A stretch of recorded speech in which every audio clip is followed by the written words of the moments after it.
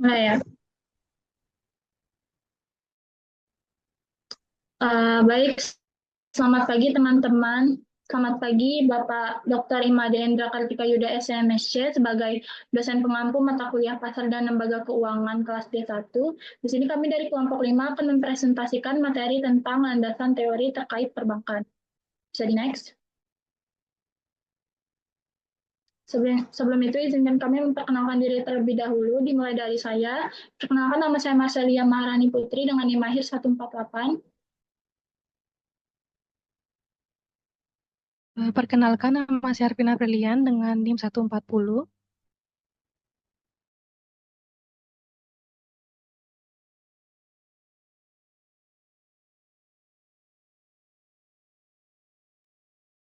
Perkenalkan, saya Niputu Meila Sertani dengan NIM terakhir 152.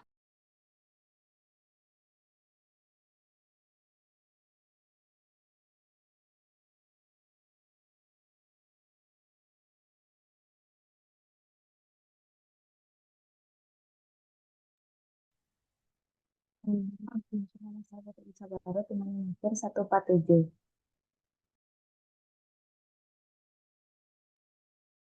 Bisa di next.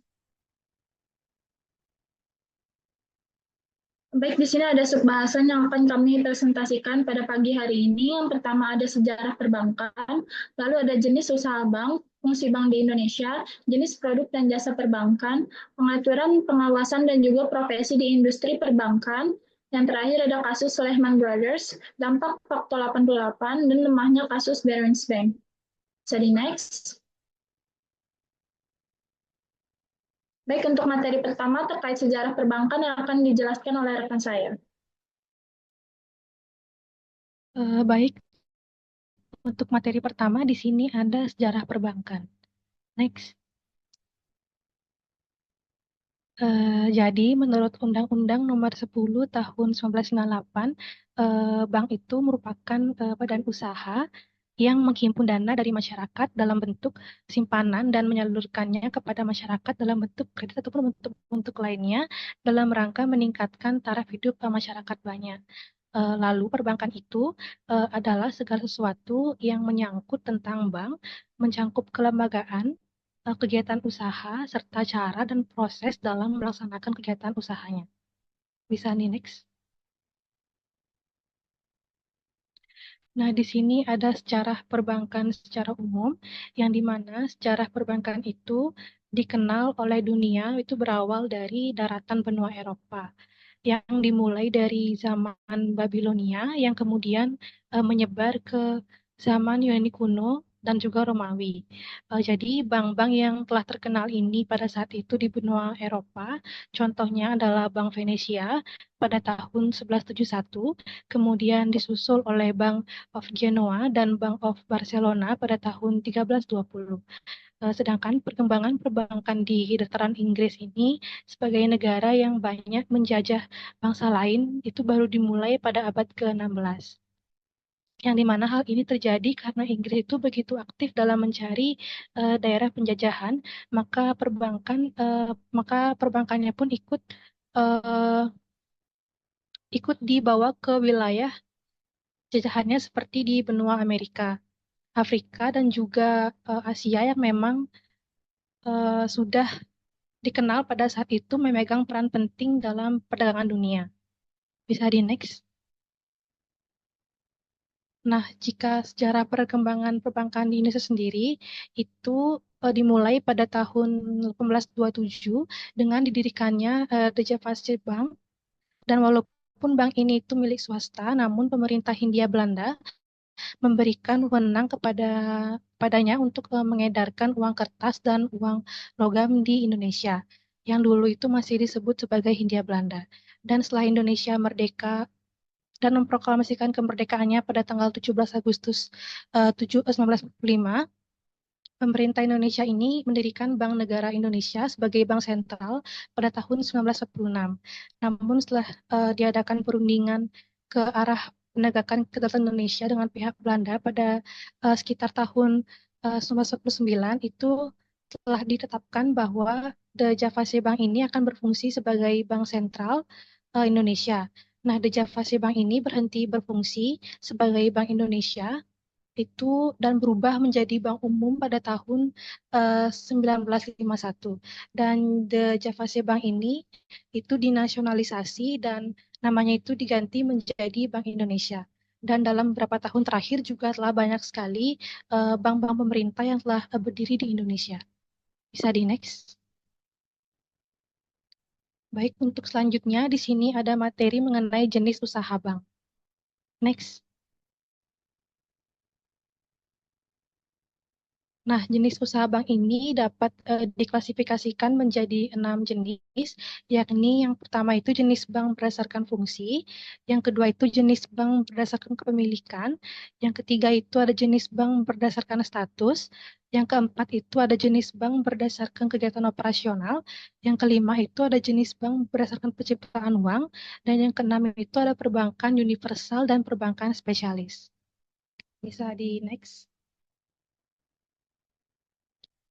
Baik, untuk yang pertama di sini ada jenis bank berdasarkan fungsi. Nah, untuk yang pertama, jenis bank berdasarkan fungsi dapat dibagi menjadi 3, yakni ada bank sentral, bank umum, dan bank perkreditan rakyat atau BPR. Nah, yang di mana bank sentral ini adalah institusi yang bertanggung jawab untuk menjaga stabilitas harga atau nilai suatu mata uang yang berlaku di negara tersebut. Di Indonesia, bank sentral yang ditunjuk oleh pemerintah Indonesia ini dan berdasarkan undang-undang ini adalah bank sentral. Lalu yang kedua itu ada bank umum. Pengertian bank umum menurut peraturan Bank Indonesia nomor 9/7/PBI tahun 2007 adalah bank yang melaksanakan kegiatan usaha secara konvensional atau berdasarkan prinsip syariah yang dalam kegiatannya memberikan jasa dalam lalu lintas pembayaran. Dan jasa yang diberikan ini itu bersifat umum seperti artinya itu dapat memberikan seluruh jasa kepada perbankan yang ada. Dan bank ini juga sering disebut sebagai bank komersial atau commercial bank. Lalu yang ketiga di sini ada bank perkreditan rakyat atau BPR. Nah, BPR ini menurut Undang-Undang Nomor 10 Tahun 1998 itu adalah bank yang melaksanakan kegiatan usaha secara konvensional atau berdasarkan prinsip syariah yang dalam kegiatannya itu tidak memberikan jasa dalam lalu lintas pembayaran. Yang berarti di sini adalah kegiatan BPR ini jauh lebih sempit jika dibandingkan dengan kegiatan bank umum. Dan kegiatan BPR ini itu hanya meliputi penghimpunan dana BPR dan juga BPR ini dilarang untuk menghimpun dana atau penyimpanan giro. Begitu pula dalam jangkauan wilayahnya, BPR ini hanya dibatasi dalam wilayah tertentu saja. Baik, untuk selanjutnya di sini ada jenis bank berdasarkan kepemilikan. Nah, berdasarkan kepemilikan ini, bank dapat dibagi menjadi 3, yakni bank milik pemerintah, bank milik swasta nasional, dan bank milik kepemilikan asing. Yang pertama di sini ada bank milik pemerintah. Bank pemerintah ini adalah bank yang seluruh atau sebagian besar sahamnya itu dimiliki oleh pemerintah, sehingga pemerintah ini merupakan pemegang saham pengendalinya. Saat ini kepemilikan bank pemerintah ini ada pada Menteri Negara kita yakni BUMN. Contohnya di sini bank milik pemerintah adalah BRI, BNI, dan juga BTN. Dan selain itu, terdapat juga bank pemerintah lainnya, yakni BPD, yang terdapat di daerah tingkat 1 ataupun tingkat 2 pada masing-masing provinsi. Untuk yang kedua, di sini ada bank milik swasta nasional, yang di mana bank jenis ini itu seluruh atau sebagian besar sahamnya dimiliki oleh swasta nasional. Jadi akte pendirinya itu menunjukkan kepemilikan swasta. Begitu pula pembagian keuntungan untuk pihak swasta. Contoh bank milik swasta nasional ini adalah Bank Sentral Asia, Bank Mega, dan juga Bank Mayapade. Untuk yang ketiga, di sini ada bank kepemilikan asing.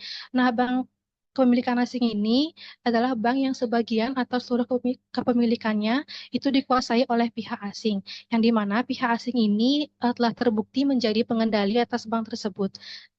Ada 3 bentuk bank kepemilikan asing di Indonesia, yaitu yang pertama itu ada kantor cabang dari bank yang berkedudukan di luar negeri. Contohnya itu adalah Citibank, Bank Masiho, dan Bank ICBC. Lalu yang kedua itu ada bank yang dimiliki oleh warga negara asing atau badan usaha hukum asing sebesar 50% atau lebih. Contohnya adalah Bank DBS Indonesia. Dan yang ketiga itu adalah bank yang baik secara perorangan ataupun badan hukum asing yang kurang dari 50%, namun terdapat pengendalian oleh warga negara asing atau badan hukum asing tersebut. Contohnya adalah Bank Permata. Bisa di next. Yang selanjutnya di sini ada jenis bank berdasarkan status. Nah, jika berdasarkan status, bank ini dapat dibagi menjadi dua, yakni bank devisa dan juga bank non-devisa.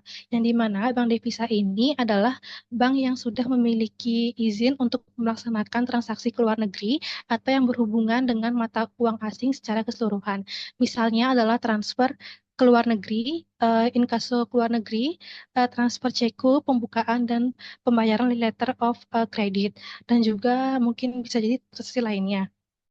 Dan persyaratan untuk menjadi bank devisa ini itu ditentukan sendiri oleh OJK. Untuk selanjutnya di sini ada bank non devisa. Nah, bank non devisa ini merupakan bank yang belum mempunyai izin untuk melaksanakan transaksi sebagai bank devisa, sehingga tidak dapat melaksanakan transaksi seperti halnya bank devisa. Jadi bank non devisa ini merupakan kebalikan daripada bank devisa, yang dimana transaksi yang dilakukannya itu masih dalam batas-batas negara. Untuk selanjutnya, di sini adalah jenis bank berdasarkan kegiatan operasionalnya. Berdasarkan kegiatan operasionalnya ini, bank dibagi menjadi dua, yakni bank konvensional dan bank syariah. Nah, bank konvensional ini adalah mayoritas bank yang berkembang di Indonesia ini adalah bank yang berorientasi pada prinsip bank konvensional. Jadi hal ini itu tidak terlepas dari sejarah bangsa Indonesia, di mana asal mula dari bank di Indonesia ini dibawa oleh kolonial Belanda.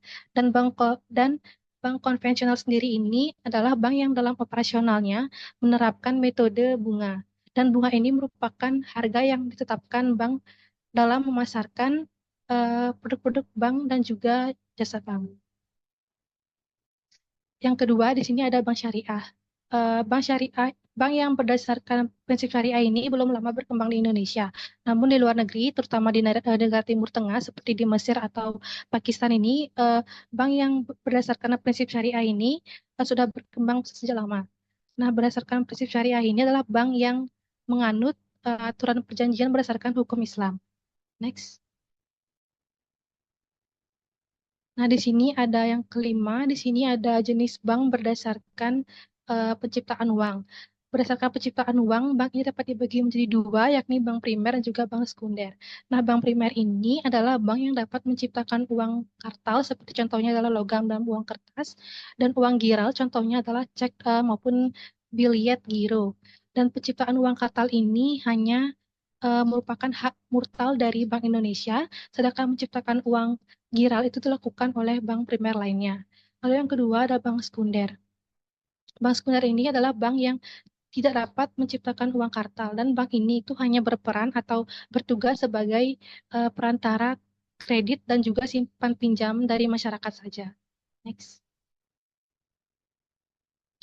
Baik, untuk yang terakhir, yakni yang keenam, itu ada pembahasan mengenai perbankan universal dan juga perbankan spesialis, yang dimana pertama di sini adalah perbankan universal. Jadi sebuah bank itu dikategorikan sebagai bank yang menjalankan kegiatan perbankan universal apabila ruang lingkup kegiatan usaha bank tersebut itu terdiri dari berbagai jenis produk dan juga layanan lengkap sampai kepada tingkat konkret. Sebagai contoh di sini adalah bank insurance dan juga investment banking, yang di mana seluruh kebutuhan nasabah yang terkait dengan produk dan juga jasanya itu telah tersedia pada bank tersebut. Lalu yang kedua di sini ada perbankan spesialis. Nah, jadi sebuah bank ini dikategorikan sebagai bank yang menjalankan perbankan spesialis ini jika bank tersebut itu hanya menjalankan kegiatan perbankan itu dengan berfokus pada produk ataupun jasa yang terbatas saja atau pada target pasar yang sangat spesifik.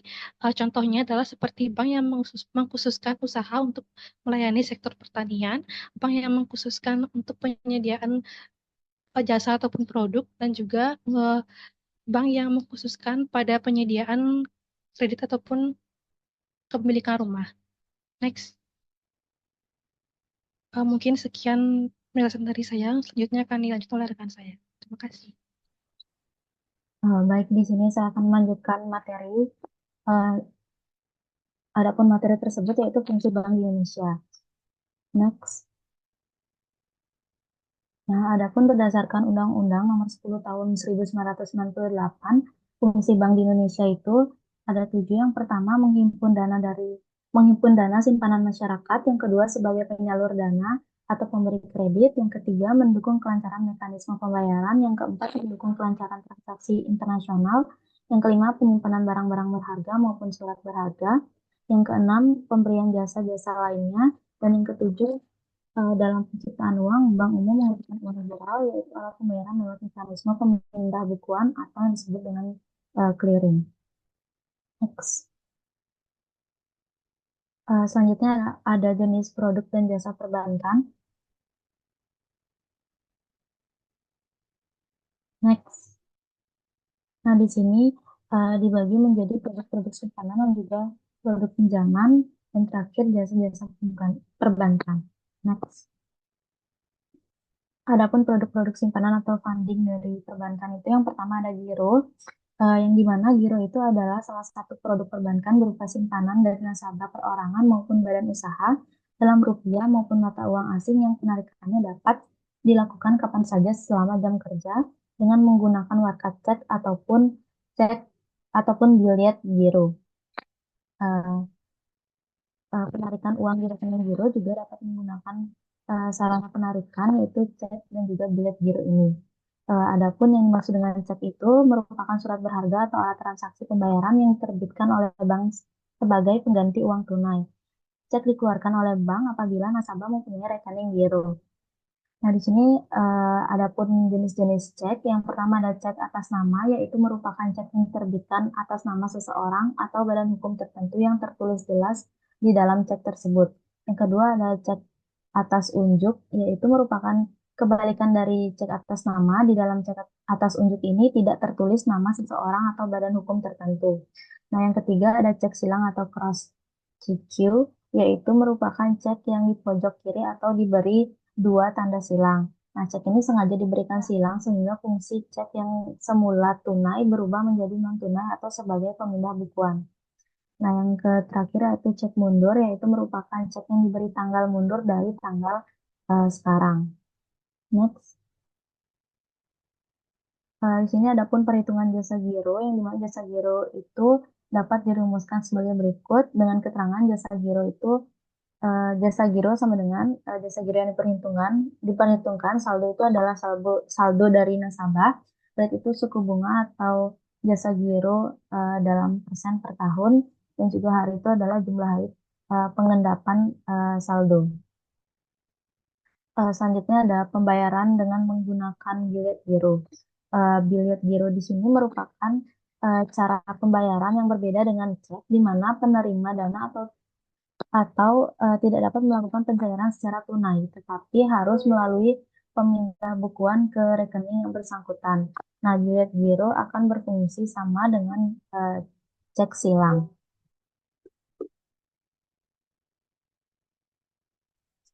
Next. Selanjutnya yaitu tabungan. Tabungan merupakan simpanan pada bank yang penarikannya sesuai dengan persyaratan yang ditetapkan oleh bank. Nah, penarikan tabungan dilakukan menggunakan buku tabungan, slip penarikan, kwitansi, ataupun kartu anjungan tunai mandiri atau yang disebut dengan ATM. Adapun syarat-syarat dari pembukuan rekening ini, yang pertama melakukan setoran awal untuk pembukuan rekening dalam jumlah minimal yang ditentukan oleh bank itu sendiri. Yang kedua, melengkapi formulir pembukaan tabungan disertai dengan dokumen yang diperlukan. Dan yang terakhir, membayar biaya administrasi yang telah ditetapkan oleh bank. Adapun manfaat menabung di bank itu, yang pertama aman, terjamin, berkembang, praktis, dan juga hemat. Next. Selanjutnya di sini ada perhitungan bunga tabungan dibagi menjadi 3, yaitu metode perhitungan bunga berdasarkan saldo terendah dapat dirumuskan seperti di layar. Yang kedua, metode perhitungan bunga berdasarkan saldo rata-rata. Dan yang ketiga, metode perhitungan bunga berdasarkan saldo harian. Nah, pada saldo harian ini, bunga dihitung dari saldo harian dan bunga tabungan dalam bulan berjalan dihitung dengan menjumlahkan hasil perhitungan bunga setiap harinya. Next. Selanjutnya yang ketiga ada deposito. Yang dimaksud deposito di sini adalah simpanan yang memiliki jangka waktu untuk jatuh tempo dan penarikannya pun dilakukan sesuai jangka waktu tersebut. Adapun karakteristik dari deposito ini yaitu simpanan yang pencairannya hanya dapat dilakukan pada jangka waktu tertentu. Yang kedua dapat dicairkan setelah jangka waktu berakhir, dan yang ketiga deposito yang akan jatuh tempo dapat diperpanjang secara otomatis. Nah, adapun deposito berjangka ini merupakan simpanan yang pencairannya dilakukan berdasarkan jangka waktu tertentu. Next. Nah, adapun keuntungan dari deposito ini, yang pertama dapat dijadikan jaminan kredit, yang kedua memperoleh hasil bunga yang umumnya lebih tinggi dari bentuk simpanan lainnya, yang ketiga dapat mengelola keuangan secara lebih terencana sesuai dengan kebutuhan dan jangka waktu deposito tersebut. Next. Nah, selanjutnya yang kedua ada produk-produk pinjaman atau lending perbankan. Yang pertama ada kredit usaha. Kredit usaha itu penyedia dana dalam jumlah tertentu dari bank untuk mendukung tujuan usaha dengan berdasarkan persetujuan ataupun kesepakatan pinjam-meminjam. Adapun tujuan dari kredit usaha ini, yang pertama ada kebutuhan modal kerja dan juga kebutuhan untuk investasi. Nah, di sini ada persyaratan. Nasabah itu wajib memenuhi beberapa persyaratan dalam mengajukan kredit. Di antaranya, yang pertama, warga negara Indonesia yang berdomisili di Indonesia atau badan usaha yang berkedudukan di Indonesia. Yang kedua, menyerahkan dokumen yang disyaratkan seperti SIUP, TDP, NPWP, dan izin-izin lainnya. Yang ketiga, jenis usaha tidak bertentangan dengan hukum. Yang keempat, menyerahkan agunan apabila disyaratkan bank. Dan yang kelima, memenuhi penilaian kelayakan dari bank tersebut. Next. Di sini adapun maksud dari agunan kredit itu merupakan kelayakan usaha berupa arus uang usaha peminjam.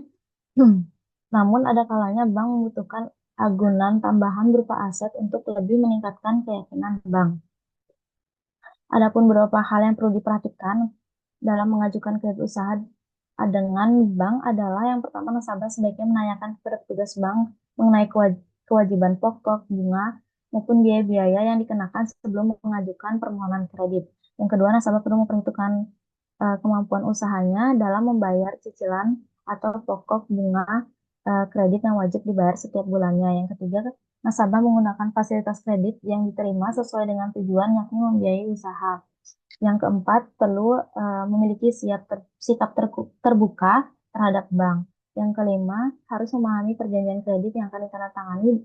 Dan yang keenam, pemberian kredit dari bank merupakan ukuran kepercayaan. Next. Dan yang kedua, di sini ada kredit konsumsi, yang dimana kredit konsumsi adalah kredit yang digunakan untuk membeli sesuatu yang sifatnya konsumtif, seperti membeli rumah, kendaraan pribadi, dan keperluan lainnya. Dan yang ketiga, kredit multiguna, yaitu kredit yang bisa digunakan untuk tujuan apa saja, baik konsumsi maupun untuk memulai usaha baru. Next. Baik, selanjutnya itu jasa-jasa perbankan, di mana yang pertama ada surat kredit berdokumen.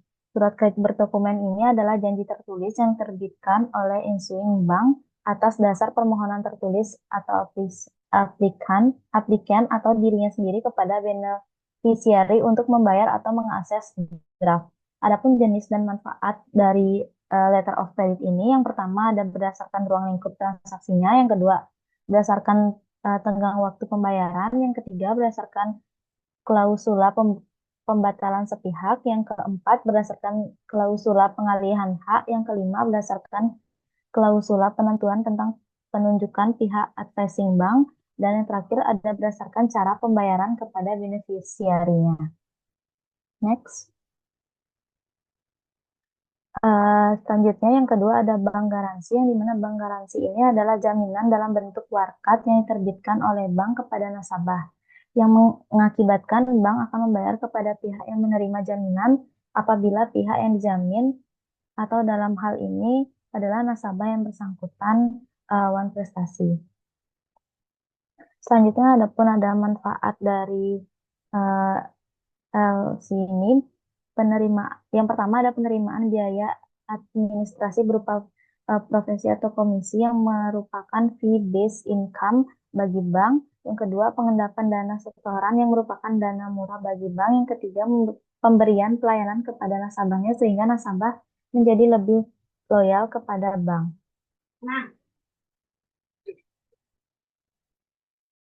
Next. Selanjutnya yang ketiga ada inkanso, yang dimana inkanso merupakan pemberian kuasa pada bank oleh nasabah, baik perusahaan maupun perorangan untuk melakukan penagihan terhadap surat-surat berharga atau baik yang berdokumen maupun yang tidak berdokumen yang harus dibayar setelah pihak bersangkutan atau pembayar atau tertarik yang berada di tempat lain. Adapun di sini ada warkat inkaso, yaitu dibagi menjadi warkat inkaso tanpa lampiran dan juga yang tidak dilampirkan. Selanjutnya ada warkat inkaso dengan lampiran.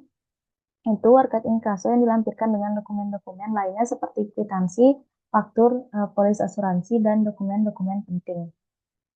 Next. Adapun jenis-jenis inkanso dibagi menjadi dua, ada inkanso keluar dan masuk, yang dimana inkanso keluar ini merupakan kegiatan untuk menagih suatu warkat yang telah diterbitkan oleh nasabah bank lain. Selanjutnya ada inkanso masuk, yaitu kegiatan untuk melakukan pembayaran atas warkat yang diterbitkan oleh nasabah bank penerima inkanso masuk. Next. Selanjutnya ada clearing. Clearing adalah perhitungan utang piutang antara para peserta clearing secara terpusat di satu tempat dengan cara saling menyerahkan surat-surat berharga dan surat-surat dagang yang telah ditetapkan untuk dapat diperhitungkan. Di sini berdasarkan cara prosesnya, clearing itu dapat dibagi menjadi dua. Yang pertama ada clearing manual dan juga clearing elektronik. Next. Selanjutnya ada transfer. Di yang dimana transfer merupakan kiriman uang atau dana yang diterima bank termasuk hasil inkanso yang ditagih melalui bank yang akan diteruskan kepada bank lain untuk dibayarkan kepada nasabahnya. Untuk melakukan transfer antar bank nasabah, untuk melakukan transfer antar bank nasabah itu dapat melakukan mekanisme yang pertama ada transfer online melalui ATM, transfer melalui SKNI, dan juga transfer melalui RTGS. Next. Selanjutnya ada uang elektronik dan juga safe deposit box. Di mana transaksi keuangan berupa uang elektronik ini, nasabah tidak perlu membawa uang tunai untuk melakukan transaksi pembelian barang ataupun jasa. Bentuk uang elektronik bervariasi seperti kartu ataupun seperti pulsa pada telepon. Dana yang tersimpan pada kartu ataupun pulsa tersebut berlaku seperti uang tunai dan dapat digunakan sebagai alat pembayaran. Selanjutnya ada safe deposit box, adalah fasilitas pengaman barang berharga dalam bentuk kotak yang disediakan oleh suatu bank untuk kepentingan nasabahnya. Kotak tersebut hanya dapat dibuka oleh bank dan nasabah secara bersama-sama. Next. Selanjutnya yaitu ada layanan pembayaran dan kebijakan gerbang pembayaran nasional, atau yang disingkat dengan GPN ini adalah sebuah sistem yang terdiri dari standar, switching, dan service. Yang dimana standar GPN ini adalah spesifikasi teknis dan operasional yang dibakukan. Untuk itu diperlukan lembaga standar yang berbadan hukum dan memiliki kompetisi untuk menyusun, mengembangkan, dan juga mengelola standar-standar dalam rangka memastikan terjadinya interkoneksi dan interoperabilitas instrumen pembayaran. Yang kedua ada switching. GPN adalah infrastruktur yang berfungsi sebagai pusat dan atau penghubung penerusan data transaksi pembayaran melalui jaringan yang menggunakan alat pembayaran dengan menggunakan kartu. Selanjutnya yang ketiga ada service. GPN yaitu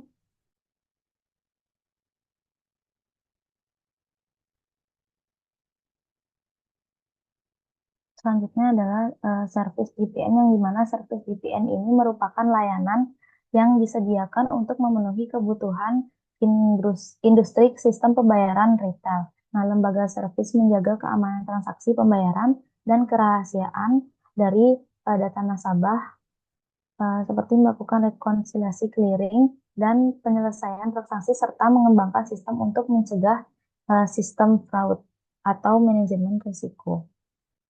Next. Baik, mungkin sekian materi yang dapat saya sampaikan. Selanjutnya akan dilanjutkan oleh rekan saya. Baik, untuk materi selanjutnya ada pengaturan, pengawasan, dan juga profesi di perbankan. Untuk pengaturan dan pengawasan terhadap bank ini dilakukan agar terciptanya peran perbankan yang maksimal di Indonesia dengan sistem perbankan yang sehat dan juga dapat melindungi kepentingan masyarakat serta berkontribusi secara positif bagi perekonomian nasional. Nah, berdasarkan Undang-Undang Republik Indonesia Nomor 21 Tahun 2011 tentang OJK atau Otoritas Jasa Keuangan, pada pasal 6, pasal 7, dan pasal 9 dicantumkan beberapa kewenangan OJK untuk melakukan pengawasan terhadap bank. Yang pertama ada pasal 6, pada pasal 6 OJK ini melaksanakan tugas pengaturan dan pengawasan terhadap kegiatan jasa keuangan di sektor perbankan, di sektor pasar modal, dan di sektor perasuransian, dana pensiun, lembaga pembiayaan, dan lembaga jasa keuangan lainnya. Bisa di next. Lalu pada pasal 7, OJK ini berwenang untuk melaksanakan tugas pengaturan dan pengawasan di sektor perbankan, dibagi menjadi 3 aspek. Yang pertama, pengaturan dan pengawasan mengenai lembaga bank, lalu mengenai kesehatan bank, dan mengenai aspek kehati-hatian bank. Untuk pengaturan dan pengawasan mengenai kelembagaan bank ini berupa perizinan untuk pendirian bank, pembukaan kantor bank, anggaran dasar, rencana kerja kepemilikan, kepengurusan dan sumber daya manusia, merger, konsolidasi dan akuisisi bank, serta pencabutan izin usaha bank. Lalu untuk kegiatan usaha bank ini terdiri dari sumber dana, penyediaan dana, produk hibridasi, dan juga aktivitas di bidang jasa. Lalu untuk yang kedua ada pengaturan dan pengawasan mengenai kesehatan bank. Itu berupa likuiditas, rentabilitas, solvabilitas, kualitas aset, rasio kecukupan modal minimum, batas maksimum pemberian kredit, rasio pinjaman terhadap simpanan, dan juga pencadangan bank. Yang kedua ada laporan yang terkait dengan kesehatan dan kinerja bank, lalu ada sistem informasi debitur, pengujian kredit atau credit testing, dan juga standar akuntansi bank. Jadi next. Lalu yang ketiga ada pengaturan dan pengawasan mengenai aspek kehati-hatian bank yang terdiri dari manajemen risiko, tata kelola bank, prinsip mengenal nasabah dan anti pencucian uang, pencegahan pembiayaan terhadap terorisme dan juga kejahatan perbankan, serta pemeriksaan bank. Bisa di next. Lalu pada pasal 9, wewenang OJK untuk melaksanakan tugas pengawasan ini mencakupi menetapkan kebijakan operasional, pengawasan terhadap kegiatan jasa keuangan, lalu mengawasi pelaksanaan tugas pengawasan yang dilaksanakan oleh Kepala Eksekutif, melakukan pengawasan, pemeriksaan, penyidikan, perlindungan konsumen, dan juga tindakan lainnya terhadap lembaga jasa keuangan, pelaku, dan juga penunjang kegiatan jasa keuangan seperti yang tercantum pada peraturan perundang-undangan di sektor jasa keuangan, lalu memberikan perintah tertulis kepada lembaga jasa keuangan dan juga pihak tertentu, lalu melakukan penunjukan pengelola statuter, menetapkan penggunaan pengelola statuter, menetapkan sanksi administratif terhadap pihak yang melakukan pelanggaran terhadap peraturan perundang-undangan di sektor jasa keuangan. Bisa di next.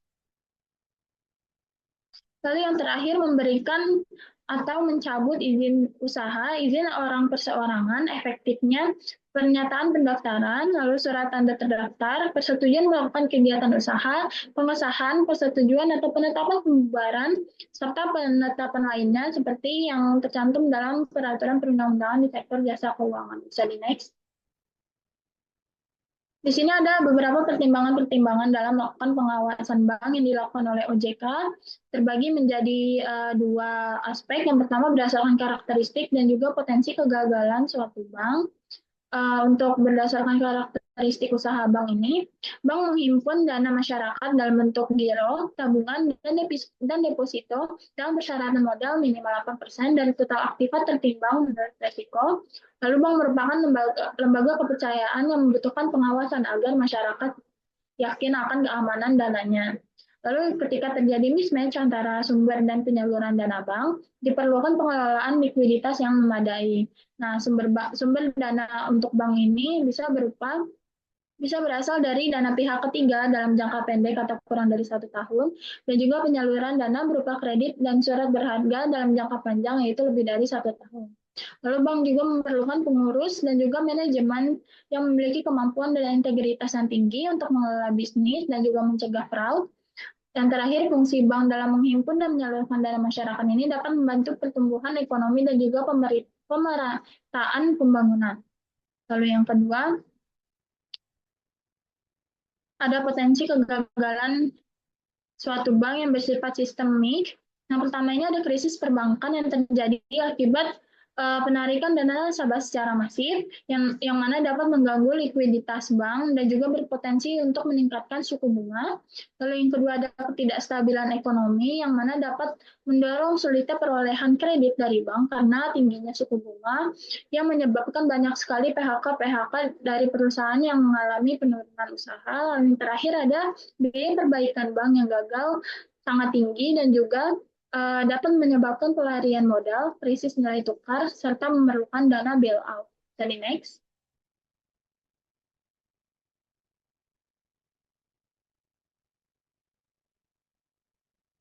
Bisa di next lagi. Baik, selanjutnya ada profesi yang ada di industri perbankan. Itu biasanya dibagi menjadi beberapa kategori. Ada bagian layanan nasabah, account officer atau pemasaran, bagian operasional, non-operasional, dan juga bagian pendukung. Untuk bagian pelayanan nasabah ini terdiri dari teller dan juga customer service yang merupakan posisi terdepan dalam pelayanan nasabah. Lalu yang kedua, pada bagian account officer atau pemasaran ini dia bertugas untuk menangani nasabah, menarik dana masuk, menawarkan kredit, serta mempromosikan produk-produk bank. Nah, posisi-posisi yang ada di bagian account officer itu ada funding officer dan juga lending officer. Funding officer ini dia bertugas untuk mengumpulkan dana dan memasarkan produk perbankan. Untuk lending officer ini bertugas untuk menyalurkan dan mengawasi penggunaan dana berdasarkan rekomendasi dari funding officer. Bisa di next. Lalu pada bagian operasional bank ini kegiatannya mencakup kegiatan settlement dan juga clearing. Untuk tugas dari bagian operasional ini yaitu bertanggung jawab atas aliran dana masuk dan keluar, penyelesaian transaksi serta pengelolaan obligasi dan juga surat berharga. Untuk posisi-posisi yang ada di bagian operasional ini ada financing support, collection atau debt recovery officer, dan juga clearing officer. Lalu pada bagian non-operasional, posisi-posisi yang ada di bagian non-operasional itu terdiri dari compliance risk management, human resource department atau HRD, dan juga IT. Bisa di next. Baik, untuk materi selanjutnya akan dijelaskan oleh rekan saya. Baik, di sini saya akan menjelaskan kasus Lehman Brothers, dampak Fakta 88, dan lemahnya kasus Barings Bank. Yang pertama yaitu kasus Lehman Brothers. Kasus Lehman Brothers adalah bank investasi terbesar di Amerika Serikat yang beroperasi lebih dari 150 tahun. Kebangkrutannya adalah yang terbesar dalam sejarah perbankan di Amerika Serikat yang memicu krisis keuangan global sejak Perang Dunia Kedua. Krisis ini mengubah tatanan sosial, ekonomi, politik di berbagai negara meskipun dampaknya bervariasi. Adapun penyebab dari kasus Lehman Brothers ini yaitu praktik window dressing menjadi sorotan kebangkrutan Lehman Brothers, terutama dalam transaksi repurchase agreement atau repo pada tanggal 11 Maret 2010, laporan audit investigasi oleh Anton R. Valukas mengungkap bahwa Lehman Brothers tidak mengungkap kewajiban untuk membeli kembali surat berharga sesuai standar akuntansi yang berlaku. Transaksi ini mengikuti ketentuan dalam Statement of Financial Accounting Standard atau SFAS 140 yang mirip dengan PSAK di Indonesia dan mulai diterapkan di Amerika Serikat semenjak 2001. Lehman Brothers melakukan transaksi repo dengan mitra di Inggris yang memiliki sistem hukum dan standar akuntansi yang berbeda. Dalam hal ini, mitra di Inggris membeli surat berharga dari Lehman Brothers dan kemudian menjualnya kembali sehingga menyembunyikan kewajiban yang sebenarnya. Selanjutnya, dampak Pakto 88. Paket kebijakan Oktober atau 1988 atau Pakto 88 adalah kebijakan diregulasi perbankan yang dikeluarkan oleh pemerintah Indonesia pada tanggal 27 Oktober 1988 yang mempermudah pendirian bank di Indonesia. Sebelum Pakto 88, kita juga memiliki paket Juni 1983. Paket Juni 1983 yaitu memberikan kemudahan bagi bank untuk menentukan suku bunga deposito dan menghapus campur tangan Bank Indonesia dalam menyalurkan kredit. Ini memperkenalkan sertifikat Bank Indonesia atau SBI dan surat berharga pasar uang atau SBPU. Untuk mendorong pertumbuhan perbankan, tujuan dari Pakjun adalah untuk mendorong pertumbuhan perbankan di Indonesia dan langkah ini berhasil secara signifikan menarik dana masyarakat ke bank. Selanjutnya yaitu Paket 27 Oktober 1988 atau Pakto. Ini adalah regulasi paling liberal dalam sejarah perbankan di Indonesia. Dengan modal minimal 10 miliar, siapapun dapat mendirikan bank baru. Keberhasilan terlihat dari peningkatan jumlah bank, total dana, dan kualitas layanan perbankan. Untuk mengatasi dampak negatif dari Pakto 88, pemerintah pun mengeluarkan paket Februari 1991, yaitu Pakpri.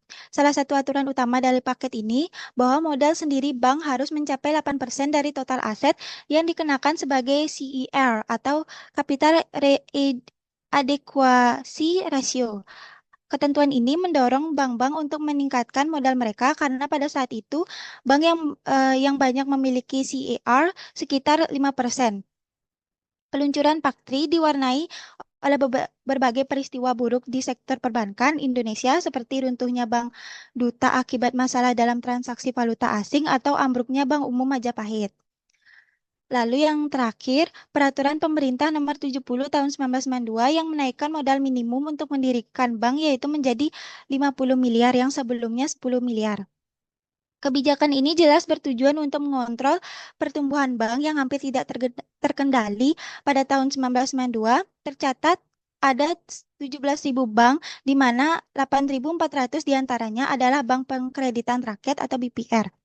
Dalam konteks ini, sekitar 100 pemilik bank baru bermunculan. Tampaknya didorong oleh masuknya dana asing melalui pasar modal untuk mendirikan bank di Indonesia. Pakto 88 menimbulkan 4 masalah utama. Yang pertama yaitu banyak bank dikuasai oleh konglomerat, memicu praktik insider lending. Yang kedua yaitu suku bunga yang tinggi. Beberapa mencapai 30% per tahun. Tidak lagi ditentukan oleh pasar dan menyebabkan kredit macet. Yang ketiga yaitu ketidakadilan dalam penguasaan sumber daya ekonomi dan yang terakhir yaitu investasi dialokasikan ke sektor mewah seperti apartemen dan gedung perkantoran yang dianggap pemborosan.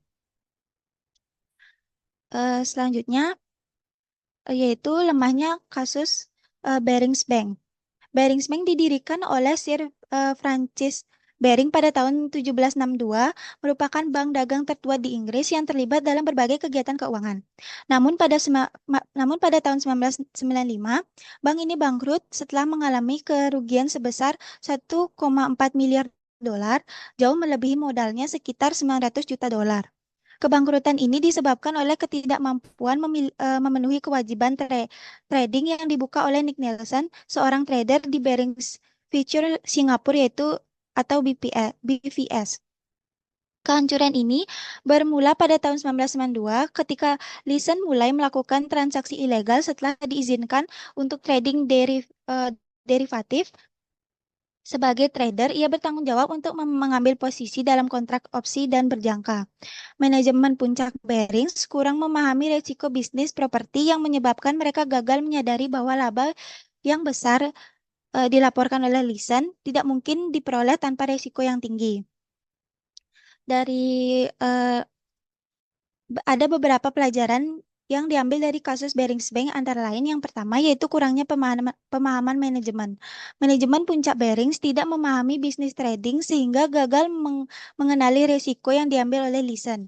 Laporan laba yang tinggi seharusnya memicu pertanyaan bukan pujian. Yang kedua, kelalaian manajemen senior.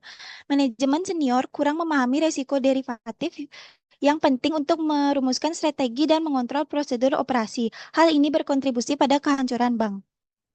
Yang ketiga, tidak ada mekanisme checks and balance, yaitu manajemen melanggar aturan penting dalam membiarkan lisen menyelesaikan transaksinya sendiri. Ia memiliki wewenang di meja perdagangan dan back office yang seharusnya dipisahkan. Yang terakhir yaitu pengawasan karyawan yang lemah. Meskipun lisen tidak memiliki lisensi untuk melakukan transaksi sebelumnya, aktivitasnya hanya mendapatkan sedikit pengawasan dari kantor pusat. Baik, sekian penjelasan materi dari saya.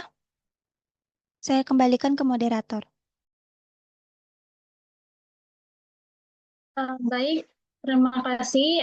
Sekian materi yang dapat kami sampaikan. Mohon maaf apabila ada kata yang salah dalam penyampaian materi pada pagi hari ini. Terima kasih.